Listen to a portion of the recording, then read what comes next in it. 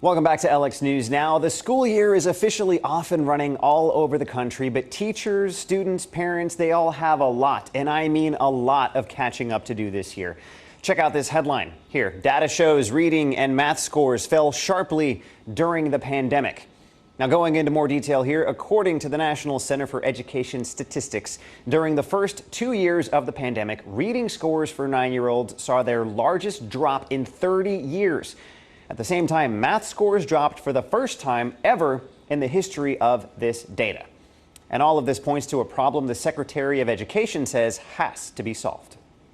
You know, this country is not going to go anywhere if we don't get a good education system. These data should be a wake-up call for us to prioritize strong schools, better schools, safer schools, healthier schools, mental health supports for the students that need it, wraparound services, which means if a student or family needs help with counseling to deal with the impact of the pandemic, that they get it. Intensive tutoring, quality, highly certified teacher in front of the classroom, smaller class sizes, good summer school program, after school programming for students to be connected with one another, theater, the arts, athletics. Look, we know what to do. Those data should really serve as a source of inspiration for us to do better for our students because they need it. And the money is there to make our schools better, to strengthen our educators and support our educators. The more we do that, the more our students are going to be supported. So it's really on us now to act with the money and with the urgency to make sure our kids and families get what they need. So as you can see, clearly a lot of concern about our kids and consequently the future of our country. And that's why we're bringing in Kathleen Porter-Magee, a superintendent at Partnership Schools, to better understand the problem and what needs to be done. Thanks for joining us today. Thanks so much for having me, Eric. So, Kathleen, I want to set aside a few obvious challenges for the moment, things like staffing issues, things like socioeconomic gaps. But first, in an ideal world, if we had all the resources that were needed, what would it take to get those scores back up? More homework, longer days, making them less difficult? What needs to be done? I think it's going to take a lot of intentionality. I think that the Secretary is right, that we have to see this as a wake-up call and really as a national tragedy. The achievement gap is now larger than we've seen it in decades. The drop is really alarming.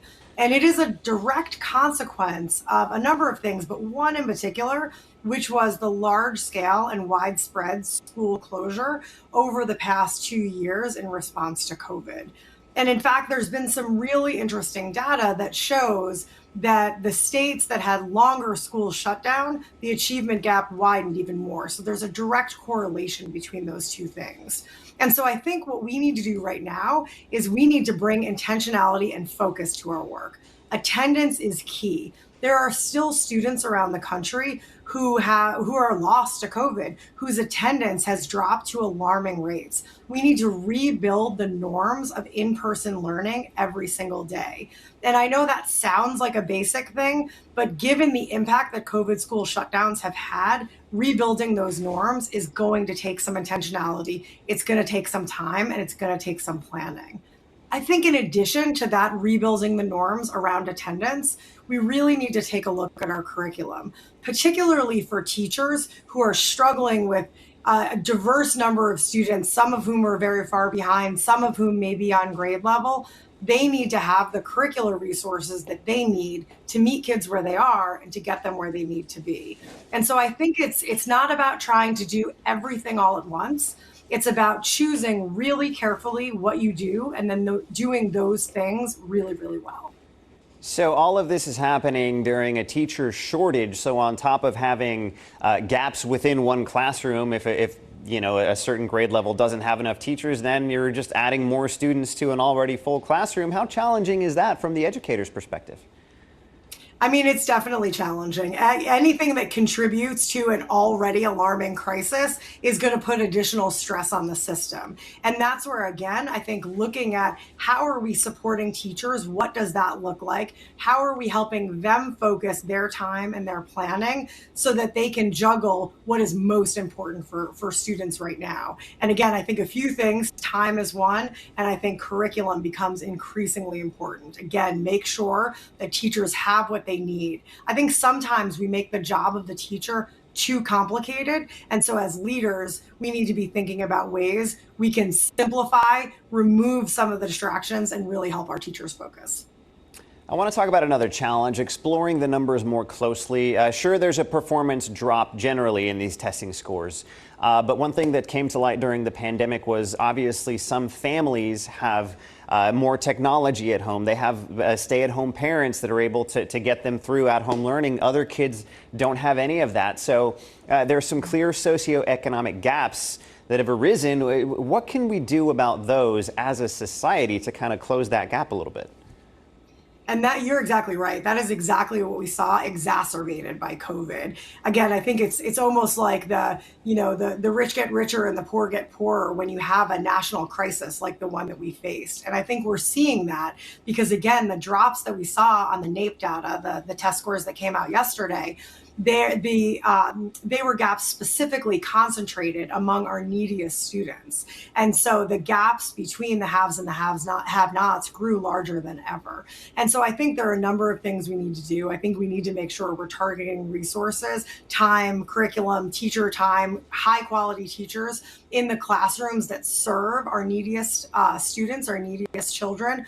We also need to make sure that we're engaging parents, that we're working with parents, that parents genuinely understand where their children are. I think one additional danger is when parents think, oh, well, my child is probably doing fine. If that's not true, it's really important to let the parents know, because we know, parents are the primary educators of our children, and they are incentivized to help and support however they can. But we need to help them by letting them know what will be most helpful and when they can lean in and provide that support.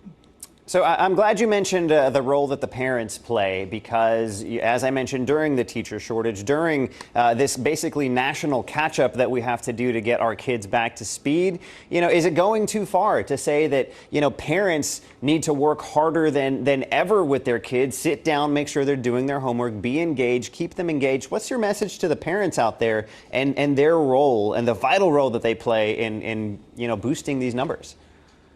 Well, parents are essential. I'm a mom myself, and I know the message of you need to work harder can be met with a lot of anxiety. And so I think what I would say is let's think about ways that parents can work smarter, not harder. Because we know that one of the things that happened in COVID is that parents stepped up in an unprecedented way. When schools shut down in 2020, parents were suddenly in the role of homeschooling, which very few of us had signed on for initially. And so what I think can be really helpful right now is helping parents understand. We know that parents spend so much time, invest so much time in their children. What we can do is help them see what activities and where can they spend that time, because we know it's our most precious resource right now, particularly for students who are behind. Yeah, I'm a parent myself as well, and people like you and I know now is the time to step up, not get more relaxed. Kathleen Porter-Magee at Partnership Schools, thank you so much.